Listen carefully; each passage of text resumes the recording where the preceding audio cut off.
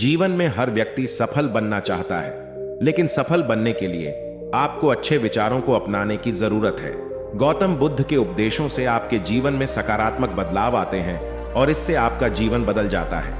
यही कारण है कि बुद्ध के विचारों को सुखी जीवन का सूत्र कहा जाता है। सफल बनने के लिए हर व्यक्ति का अपना एक लक्ष्य पहले से ही निर्धारित होता है और वह उसी के अनुरूप काम करता है। लेकिन कई बार ऐसा होता है कि आप जो बनना चाहते हैं वैसा नहीं बन पाते हैं।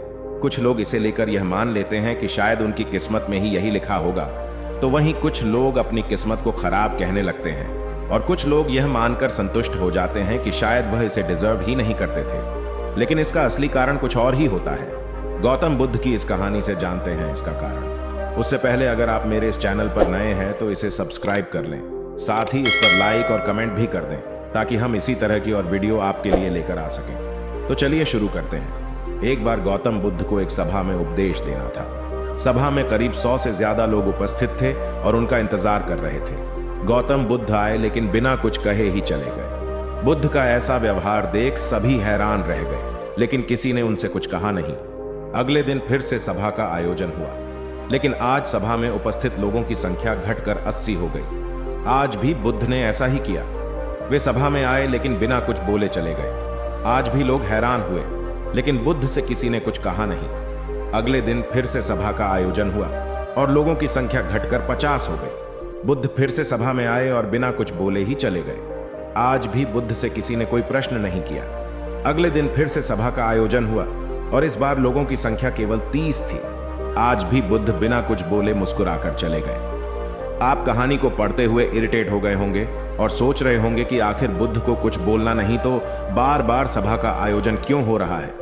ठीक इसी तरह सभा में मौजूद लोगों को भी गुस्सा आ रहा था, लेकिन इसका जवाब जानने के लिए आपको धैर्य रखना होगा।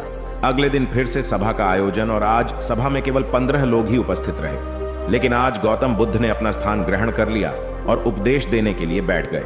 बुद्ध ने जिन 15 लोगों को उपदेश दिए वे उनके भिक्षु बन गए और इन लोगों ने आगे चलकर बुद्ध के ज्ञान को अलग अलग दिशाओं में फैलाया। एक बार इन लोगों ने बुद्ध से प्रश्न किया कि सभा का आयोजन होने के बावजूद भी आप क्यों कई दिनों तक बिना बोले ही चले जाते थे।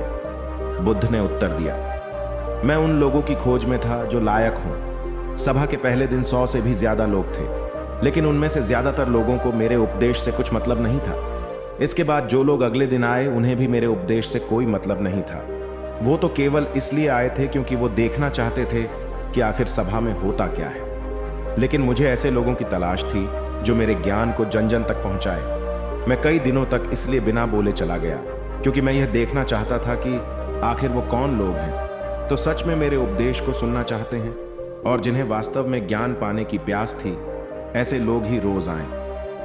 गौतम बुद्ध कहते हैं कि जिनके भीतर धैर्य था उन्हें मुक्ति का मार्ग मिला और जो लोग जल्दबाजी में थे वो आज घर पर बैठे हुए हैं। बुद्ध कहते हैं कि जिन लोगों में धैर्य का गुण होता है वे जीवन में कुछ भी पा सकते हैं, फिर चाहे आपका लक्ष्य कुछ भी हो। बिना धैर्य के कोई भी सफलता के लक्ष्य तक नहीं पहुंच सकता।